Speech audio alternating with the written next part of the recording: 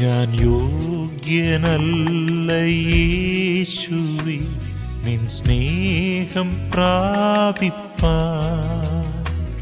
ഞാൻ യോഗ്യനല്ല യേശുവേ നിൻ നന്മ പ്രാപിപ്പാൻ. എങ്കിലും നീ സ്നേഹിച്ചു, എങ്കിലും നീ മാനിച്ചു, എങ്കിലും നീ സ്നേഹിച്ചു, എങ്കിലും നീ മാനിച്ചു. ഇത്ര നല്ല സ്നേഹമേ നന്ദിയോടെ വാഴ്ത്തും ഞാൻ. ഇത്ര നല്ല സ്നേഹമേ നന്ദിയോടെ വാഴ്ത്തും ഞാൻ.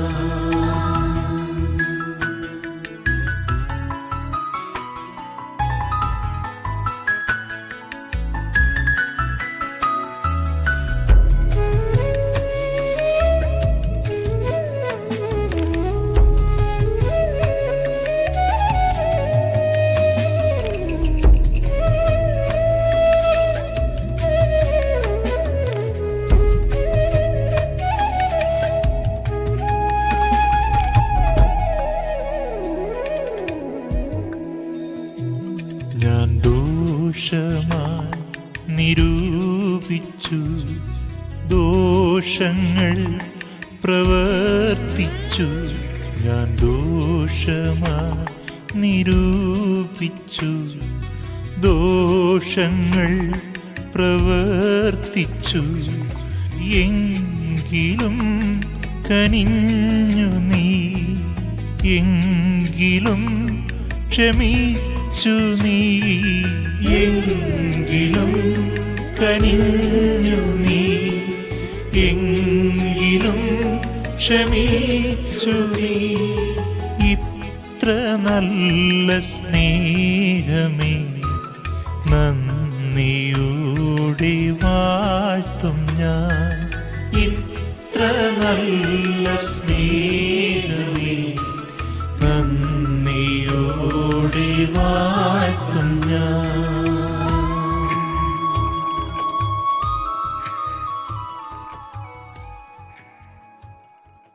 മുപ്പത്തിയൊൻപതാം സങ്കീർത്തനം 2-3 വാക്യങ്ങൾ. ഞാൻ ഉരിയാടാതെ ഊമനായിരുന്നു, നന്മയെ ഗണ്യമാക്കാതെ മൗനമായിരുന്നു. എൻ്റെ സങ്കടം പൊങ്ങി വന്നു, എൻ്റെ ഉള്ളിൽ ഹൃദയത്തിന് ചൂടുപിടിച്ചു. എൻ്റെ ധ്യാനത്തിങ്കൽ തീ കത്തി, അപ്പോൾ ഞാൻ നാവെടുത്ത് സംസാരിച്ചു. ഇവിടെ ദാവീദ് രാജാവ് ധ്യാനം എന്താണെന്നും എങ്ങനെ ധ്യാനിക്കണമെന്നും ധ്യാനിക്കുമ്പോൾ എന്താണ് സംഭവിക്കുന്നതെന്നും വിശദമായി രേഖപ്പെടുത്തിയിരിക്കുന്ന സങ്കീർത്തനമാണ് 39-ാം സങ്കീർത്തനം. 39-ാം സങ്കീർത്തനത്തിൻ്റെ ആരംഭം മുതൽ അവസാനം വരെ നാം വായിക്കുമ്പോൾ ഒരു വിശ്വാസി തൻ്റെ ജീവിതത്തിൽ എങ്ങനെയൊക്കെ ആയിരിക്കണം എന്നുള്ളതിൻ്റെ വ്യക്തമായ ഒരു സൂചന നമുക്കവിടെ ലഭിക്കുന്നുണ്ട്. പലപ്പോഴും നാം ധ്യാനിക്കാറുണ്ട്, ധ്യാനം കൂടാറുണ്ട്. എന്നാൽ യഥാർത്ഥത്തിലുള്ളതായ ധ്യാനത്തിൻ്റെ രീതി എന്താണെന്ന് ഇവിടെ ദാവീദ് രാജാവ് നമ്മെ പഠിപ്പിക്കുകയാണ്. താൻ പറയുകയാണ്, ഞാൻ ഉരിയാടാതെ ഊമനായിരുന്നു, നന്മയെ ഗണ്യമാക്കാതെ മൗനമായിരുന്നു. ധ്യാനത്തിൻ്റെ ഏറ്റവും പ്രധാനപ്പെട്ടതായ ഒന്നാമത്തെ പടി എന്ന് പറയുന്നത് നാം ഊമരായിരിക്കുക എന്നുള്ളതാണ്, നാം മൗനമായിരിക്കുക എന്നുള്ളതാണ്. അങ്ങനെ മൗനമായിരിക്കുന്നതായ സമയത്ത്, നാം ഉരിയാടാതെ ഊമരായിരിക്കുന്ന സമയത്താണ് വാസ്തവത്തിൽ ധ്യാനം നടക്കുന്നത്. എന്നാൽ പലപ്പോഴും നമ്മെ സംബന്ധിച്ചിടത്തോളം അങ്ങനെ ഇരിക്കുവാൻ നമുക്ക് സാധ്യമല്ല എന്നുള്ളതാണ് യാഥാർത്ഥ്യം. നാം എപ്പോഴും സംസാരിച്ചു കൊണ്ടിരിക്കുന്നു, എപ്പോഴും നാം മറ്റുള്ളവരോട് സംവദിച്ചു കൊണ്ടിരിക്കുന്നു. അതുകൊണ്ട് നമ്മുടെ ഹൃദയത്തിന് ധ്യാനത്തിൻ്റേതായിട്ടുള്ള ഒരു അനുഭവത്തിലേക്ക് വരുവാൻ സാധിക്കുന്നില്ല.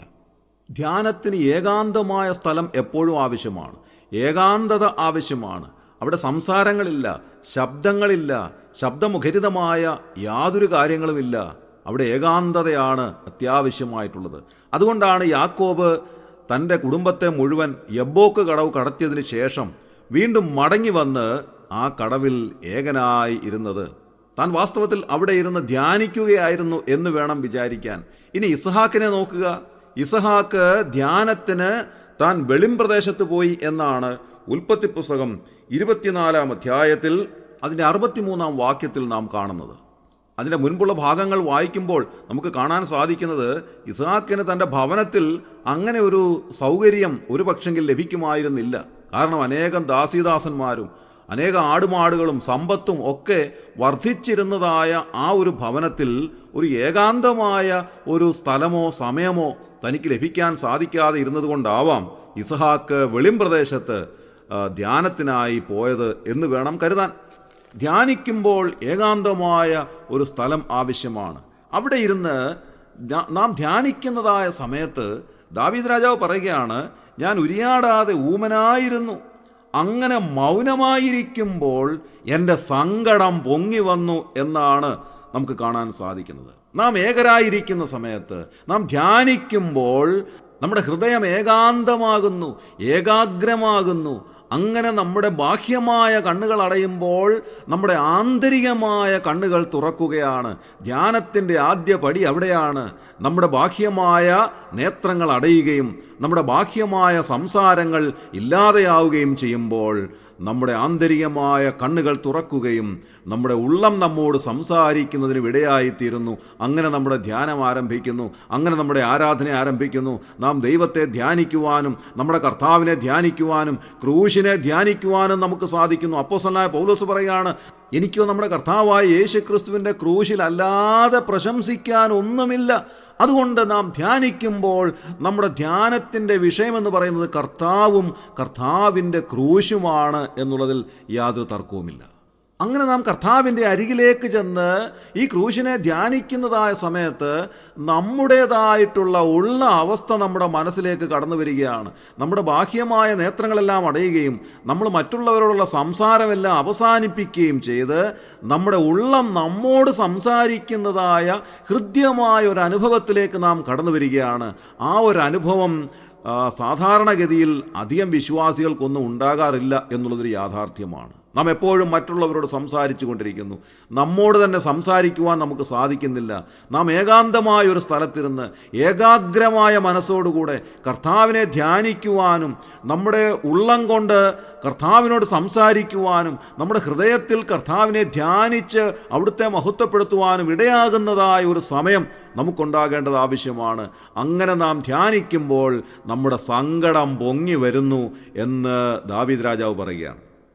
വാസ്തവത്തിൽ സങ്കടം പൊങ്ങി വരുമ്പോൾ എന്താ ചെയ്യാറുള്ളത്? നമ്മുടെ കണ്ണ് നിറയുമല്ലേ? നമ്മുടെ ജീവിതത്തിൻ്റെ വിവിധങ്ങളായ കാര്യങ്ങളൊക്കെ ഓർക്കുമ്പോൾ നമ്മുടെ സങ്കടം വല്ലാതെ വർദ്ധിച്ചു വരും. നമ്മെപ്പറ്റി തന്നെ നമ്മൾ ഓർക്കാൻ ശ്രമിക്കും. നാം കടന്നു വന്നതായ വഴികളൊക്കെ നമ്മുടെ മനസ്സിലേക്ക് തെളിഞ്ഞു വരും. നാം അഭിമുഖീകരിക്കുന്നതായ പ്രശ്നങ്ങൾ നമ്മുടെ മനസ്സിലേക്ക് തെളിഞ്ഞു വരും. നമ്മളായിരിക്കുന്ന സാഹചര്യം നമ്മുടെ മനസ്സിലേക്ക് തെളിഞ്ഞു വരും. അപ്പോഴാണ് വാസ്തവത്തിൽ സങ്കടം പൊങ്ങി വരുന്നത്. അങ്ങനെ സങ്കടം പൊങ്ങി വരുമ്പോൾ നമ്മുടെ കണ്ണ് നിറയാൻ സാധ്യതയുണ്ട്. അങ്ങനെ ധ്യാനിക്കുന്നവരുടെ മനസ്സിൽ സങ്കടം പൊങ്ങി വന്ന് അങ്ങനെ കണ്ണ് നിറഞ്ഞ് ഹൃദയം വിതുമ്പി ദൈവസന്നിധിയിൽ ഇരിക്കുന്നതായ ഒരു സമയം എന്ന് പറയുന്നത് യഥാർത്ഥത്തിലുള്ള ധ്യാനത്തിൻ്റെയും ആരാധനയുടെയും അനുഭവമാണ്. ക്രിസ്ത്യാനികളെല്ലാം ഞായറാഴ്ചകളിൽ ആരാധനയ്ക്കായിട്ട് പോകാറുണ്ട്. എന്നാൽ എത്ര പേർക്ക് യഥാർത്ഥത്തിൽ ദൈവത്തെ ആരാധിക്കുവാൻ സാധിക്കുന്നുണ്ട്, ധ്യാനിക്കുവാൻ സാധിക്കുന്നുണ്ട്? ഞാൻ മിക്ക സഭകളുടെയും ആരാധനാ യോഗങ്ങളിൽ സംബന്ധിച്ചിട്ടുണ്ട്. എന്നാൽ വാസ്തവത്തിലുള്ള ആരാധന നടക്കുന്നത് എവിടെയാണ്? നമ്മുടെ ഹൃദയത്തിലാണ്. ഈ ആരാധനാ യോഗങ്ങളൊക്കെ ആരാധനയ്ക്കായി നമ്മെ പ്രേരിപ്പിക്കുന്നതായ ശുശ്രൂഷകൾ മാത്രമാണ്. പക്ഷേ ആരാധന നടക്കേണ്ടുന്നത് നമ്മുടെ ഹൃദയത്തിലാണ്. അതിൻ്റെ ആദ്യത്തെ പടിയെന്ന് പറയുന്നത് ധ്യാനമാണ്. ഹൃദയത്തെ ഏകാഗ്രമാക്കി നമ്മുടെ ബാഹ്യമായ നേത്രങ്ങളൊക്കെ അടഞ്ഞ് നമ്മുടെ സംസാരമെല്ലാം അവസാനിപ്പിച്ച് നാം ധ്യാനത്തിലേക്ക് പ്രവേശിക്കുമ്പോൾ നാം കർത്താവിനെ ധ്യാനിക്കുന്നതായ സമയത്ത് സങ്കടം പൊങ്ങി വന്ന് നമ്മുടെ കണ്ണ് നിറയാനിടയായിത്തീരണം. അങ്ങനെയുള്ളതായ അനുഭവം എത്ര പേർക്കുണ്ടായിട്ടുണ്ട് പ്രിയമുള്ളവരെ? അതാണ് യഥാർത്ഥത്തിലുള്ള ധ്യാനം, അതാണ് യഥാർത്ഥത്തിലുള്ളതായ ആരാധന. ഭൂരിഭാഗം പേർക്കും അങ്ങനെയുള്ളതായ അനുഭവങ്ങൾ ഇല്ല എന്ന് വേണം കരുതാൻ. നാം ധ്യാനത്തിനായി പോകുന്നു, ആരാധനയ്ക്കായി പോകുന്നു. എന്നാൽ യഥാർത്ഥത്തിൽ സങ്കടം പൊങ്ങി വരുന്ന, ഹൃദയം നിറയുന്നതായ കണ്ണ് നനയുന്നതായ ഒരു അനുഭവം ഉണ്ടാകുന്നത് തുലോം ചുരുക്കമാണ് എന്നുള്ളത് യാഥാർത്ഥ്യമായൊരു വസ്തുതയാണ്. ദാവീദ് രാജാവ് പറയുകയാണ്, നാം ധ്യാനിക്കുന്നതായ സമയത്ത് നമ്മുടെ ഹൃദയത്തിൻ്റെ ആഴത്തിൽ നിന്ന് സങ്കടം പൊങ്ങി വന്ന് നമ്മുടെ കണ്ണ് നനയുന്നതായ ഒരു അനുഭവത്തിലേക്ക് വരുമ്പോൾ നാം യഥാർത്ഥത്തിൽ കർത്താവിനെ ആരാധിക്കുന്നു. 3-ാം വാക്യത്തിൽ താൻ പറയുന്നത്, എൻ്റെ ഉള്ളിൽ ഹൃദയത്തിന് ചൂടുപിടിച്ചു, എൻ്റെ ധ്യാനത്തിങ്കൽ തീ കത്തി, അപ്പോൾ ഞാൻ നാവെടുത്ത് സംസാരിച്ചു. ഞാൻ എപ്പോഴാണ് സംസാരിക്കുന്നത്? അതുവരെയും ഞാൻ മിണ്ടാതെ ഇരിക്കുകയാണ്. എൻ്റെ നാവിനെ ഞാൻ അടക്കി വച്ചിരിക്കുകയാണ്. എൻ്റെ ബാഹ്യമായ കണ്ണുകൾ അടഞ്ഞിരിക്കുകയാണ്. എൻ്റെ ഉള്ളിൽ ഹൃദയത്തിന് ചൂടുപിടിച്ച് എൻ്റെ ധ്യാനത്തിങ്കൽ തീ കത്തിക്കഴിയുമ്പോൾ ഞാൻ നാവെടുത്ത് സംസാരിക്കുന്നു. എന്താണ് താൻ സംസാരിച്ചത്? യഹോവേ, എൻ്റെ അവസാനത്തെയും എൻ്റെ ആയുസ് എത്ര എന്നതിനെയും എന്നെ അറിയിക്കണമേ. അങ്ങനെ ധ്യാനത്തിൻ്റെ, ആരാധനയുടെ ഏറ്റവും ഉന്നതമായ പടിയിൽ നാം നാവെടുത്ത് സംസാരിക്കുന്നത് എന്താണ്? കർത്താവിനോട് നാം സംസാരിക്കുകയാണ്. കർത്താവേ, എൻ്റെ ആയുസ് എത്ര എന്നത് എന്നെ അറിയിക്കണമേ. ഞാൻ എത്ര ക്ഷണികനാണ്. ഞാൻ എന്നെ തന്നെ നോക്കുകയാണ്. ഞാൻ എന്നെ തന്നെ മനസ്സിലാക്കുകയാണ്. ഞാൻ എത്ര നിസാരനാണ്. ഞാൻ ഒന്നുമില്ലാത്തവനാണ്. ഞാൻ അവിടുത്തെ മുൻപാകെ ഏതുമില്ലാത്തവനാണ്. അവിടുന്നാണ് ഏറ്റവും ഉന്നതൻ. കർത്താവേ, എൻ്റെ ആയുസ് എത്ര എന്നതിനെ എന്നെ അറിയിക്കണമേ. ഞാൻ വെറും നിഴലായി നടക്കുന്നു നിശ്ചയം. ഏതു മനുഷ്യനും ഉറച്ചു നിന്നാലും ഒരു ശ്വാസം അത്രയാകുന്നു. അതുകൊണ്ട് കർത്താവേ, ഞാൻ ഏറ്റവും നിസ്സാരനാണ് എന്നുള്ളതായ ഏറ്റവും ഉന്നതമായ ഒരു ചിന്തയിലേക്ക് നാം കടന്നു വരികയാണ്. വാസ്തവത്തിൽ നമ്മളിത് ആരോടാണ് പറയാറുള്ളത്? നാം അവിശ്വാസികളോട് ചെന്ന് പറയും, ഏത് മനുഷ്യൻ ഉറച്ചു നിന്നാലും ഒരു ശ്വാസം അത്രയാകുന്നു. അതുകൊണ്ട് നിന്റെ ആയുസ് ചുരുങ്ങിയതാണ്, കർത്താവിനെ സ്വീകരിക്കുക, അല്ലെങ്കിൽ നീ നരകാഗ്നിയിലേക്ക് തള്ളപ്പെടും എന്നൊക്കെ നാം മറ്റുള്ളവരോട് പറയാറുണ്ട്. പക്ഷേ ദൈവാത്മാവ് പറയുകയാണ്, ഇത് നിന്റെ ധ്യാനത്തിൻ്റെ ഏറ്റവും ഉന്നതമായ പടിയിൽ, നിന്റെ ആരാധനയുടെ ഏറ്റവും ശ്രേഷ്ഠമായ അവസരത്തിൽ നീ നിന്നോട് തന്നെ പറയുന്നതായ ഒരു കാര്യമാണ്. എന്ത്? ഏതു മനുഷ്യനും ഉറച്ചു നിന്നാൽ ഒരു ശ്വാസം അത്രയാകുന്നു. അതുകൊണ്ട് മനുഷ്യരൊക്കെയും വെറും നിഴലായി നടക്കുന്നു നിശ്ചയം. അവർ വ്യർത്ഥമായി പരിശ്രമിക്കുന്നു, ആരനുഭവിക്കുമെന്ന് അറിയുന്നില്ല. എല്ലാ ധനവും സമ്പാദിച്ചു വെച്ചിട്ട് ദീർഘനൂറ്റാണ്ടുകളിലേക്ക് അനുഭവിക്കുവാനായി സ്വരുക്കൂട്ടി വയ്ക്കുമ്പോൾ നമ്മൾ അറിയുന്നില്ല, നമ്മളൊക്കെ വെറും നിഴലായി നടക്കുന്നു നിശ്ചയം. നാം സമ്പാദിക്കുന്നതായ ഈ ധനമൊക്കെ ആരാണ് അനുഭവിക്കുന്നത് എന്നുള്ളത് നമുക്ക് ആർക്കും അറിഞ്ഞുകൂടാ. ഇത് നമ്മുടെ ധ്യാനത്തിൻ്റെ സമയത്ത്, ആരാധനയുടെ സമയത്ത് നാം നമ്മോട് തന്നെ പറയുന്ന, നമ്മെ മനസ്സിലാക്കിക്കൊണ്ട് നമ്മോട് സംസാരിക്കുന്നതായ വാക്കുകളാണെന്ന് ദൈവാത്മാവ് പറയുകയാണ്. അങ്ങനെ നാം നമ്മെ തന്നെ മനസ്സിലാക്കിയിട്ട് കർത്താവിനോട് പറയുന്നു, കർത്താവേ, ഞാൻ എത്ര ക്ഷണികനാണ്. അവിടുന്ന് ഏറ്റവും ഉന്നതനാണ്. അവിടുത്തെ സന്നിധിയിലേക്ക് ഞാൻ അടുത്തു വരുമ്പോൾ ഞാൻ എത്ര നിസാരനായിട്ടുള്ളവനാണ്. ഞാൻ എന്നെ തന്നെ താഴ്ത്തുകയാണ് കർത്താവേ എന്ന് പറയാൻ ദാവീദ് ഒരുങ്ങുകയാണ്. ഇതാണ് യഥാർത്ഥത്തിൽ ഒരു വിശ്വാസിക്ക് ഉണ്ടാകേണ്ടുന്നതായ ഒരു ഗുണം. പക്ഷേ നിർഭാഗ്യവശാൽ ഇങ്ങനെയുള്ളതായ ഒരു കാര്യം ഒരു വിശ്വാസിയും ചിന്തിക്കുന്നില്ല. അവരവർ ചിന്തിക്കുന്നത് എന്താണ്? ഞാൻ ഏറ്റവും ഉന്നതനാണ്, എനിക്ക് അധികാരങ്ങളുണ്ട്, എനിക്ക് അവകാശങ്ങളുണ്ട്, എനിക്ക് പദവികളുണ്ട്, എനിക്ക് സഭയുടെ മുൻപാകെ, എനിക്ക് സമൂഹത്തിൻ്റെ മുൻപാകെ ശ്രേഷ്ഠമായ പദവിയിലിരിക്കുന്ന ഏറ്റവും ഉന്നതനാണ് ഞാൻ ഏറ്റവും വലിയവനാണ്, മറ്റുള്ളവരെക്കാൾ ഞാൻ ഉന്നതനാണ് എന്നിത്യാദിയുള്ള ഉന്നതമായ ഭാവമാണ് നമ്മുടെ മനസ്സിലുള്ളത്. നമ്മെ തന്നെ ഒന്ന് താഴ്ത്തുവാൻ നമുക്ക് സാധിക്കുന്നില്ല.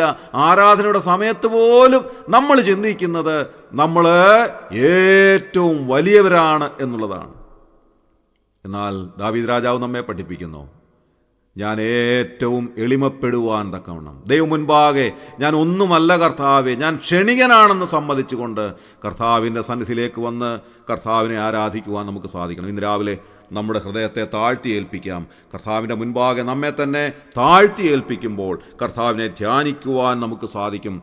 ഇന്ന് രാവിലെ നമുക്ക് കർത്താവിൻ്റെ അരികിലേക്ക് ചെല്ലാം, ക്രൂശിനെ ധ്യാനിക്കാം, നമ്മുടെ ഹൃദയത്തെ ഏകാഗ്രമാക്കാം. നമുക്ക് വേണ്ടി ക്രൂശിക്കപ്പെട്ട കർത്താവായ യേശു ക്രിസ്തുവിനെ നമ്മുടെ ഹൃദയ കണ്ണുകൾ കൊണ്ട് കണ്ടുകൊണ്ട് പിതാവാം ദൈവം നമ്മെ സ്നേഹിച്ച മഹാസ്നേഹത്തെ ധ്യാനിക്കുവാൻ കർത്താവ് നമ്മെ സഹായിക്കട്ടെ.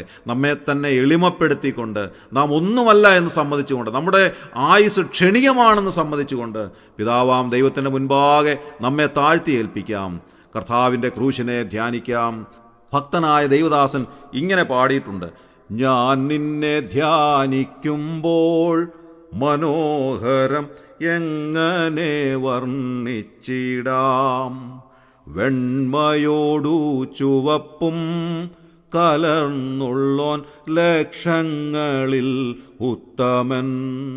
നീ മഹാസുന്ദരൻ ആഗ്രഹിക്കത്തക്കോൻ, നീ മതിയെ എനിക്കെന്നേക്കും നിശ്ചയം.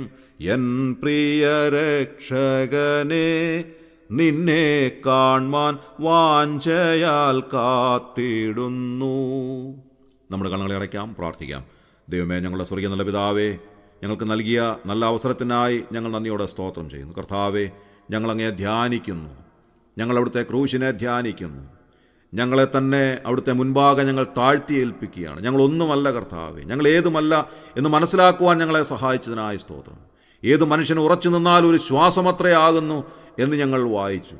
കർത്താവേ, ഞങ്ങളുടെ ക്ഷണികമായ ആയുസ്സിൽ ഞങ്ങൾ എത്ര നിസാരനാണെന്ന് കണ്ടുകൊണ്ട് ഞങ്ങൾ സമ്പാദിക്കുന്നത് ആരനുഭവിക്കുമെന്ന് വാസ്തവത്തിൽ തിരിച്ചറിയുവാൻ ഞങ്ങൾക്ക് സാധിക്കുന്നില്ലല്ലോ കർത്താവേ. അത്രമാത്രം നിസാരരായ ഞങ്ങൾ അവിടുത്തെ മുൻപാകെ ഇന്ന് രാവിലെ ഞങ്ങളെ തന്നെ താഴ്ത്തി ഏൽപ്പിക്കുകയാണ്. അവിടുന്ന് ഏറ്റവും ഉന്നതനായിട്ടുള്ള സർവശക്തനായ, സർവവ്യാപിയായ, സർവാധികാരിയായ, സർവത്തിൻ്റെ ഉടമസ്ഥനായ അവിടുത്തെ മുൻപാകെ, സർവശക്തനായ അവിടുത്തെ മുൻപാകെ കൃമികീടങ്ങളാകുന്ന ഞങ്ങൾ അടുത്ത് വന്നിരിക്കുന്ന കർത്താവേ, ഞങ്ങളെ ദൈവമക്കളാക്കുവാൻ അവിടുന്ന് പ്രസാദിച്ചതിനായി സ്തോത്രം. ഞങ്ങളെ സ്നേഹിച്ച മഹാസ്നേഹത്തിനായി സ്തോത്രം. ഞങ്ങൾക്ക് വേണ്ടി അവിടുത്തെ പുത്രനെ കാൽവറി കൊലക്കളത്തിൽ തകർത്ത് കളഞ്ഞ് ഞങ്ങളെ സ്നേഹിച്ച മഹാസ്നേഹത്തിനായി ഞങ്ങൾ നന്ദിയോടെ സ്തോത്രം ചെയ്യുന്നു. ഇന്ന് രാവിലെ അവിടുത്തെ മുൻപാകെ ഞങ്ങൾ അടുത്ത് വരുന്നു. ഞങ്ങളെ അവിടുന്ന് അനുഗ്രഹിച്ചതിനായി സ്തോത്രം. കർത്താവ്, ഇന്നത്തെ ദിവസം മുഴുവനും ഈ സന്തോഷത്തോടെ, ഈ സമാധാനത്തോടെ ജീവിപ്പാൻ, സുരക്ഷിതരായി ജീവിപ്പാൻ ഞങ്ങളെ അനുവദിക്കണമെന്ന് പ്രാർത്ഥിക്കുന്നു. ഈ ശുശ്രൂഷയെ സംബന്ധിച്ച എല്ലാവരെയും അനുഗ്രഹിക്കുകയും സഹായിക്കുകയും ചെയ്താട്ടെ. ഞങ്ങൾ പ്രാർത്ഥന കേട്ടതിനായി സ്തോത്രം. ഞങ്ങളുടെ കർത്താവ് രക്ഷിതാവുമായ യേശു ക്രിസ്തുവിൻ്റെ ധന്യമായ നാമത്തിൽ തന്നെ. ആമേൻ.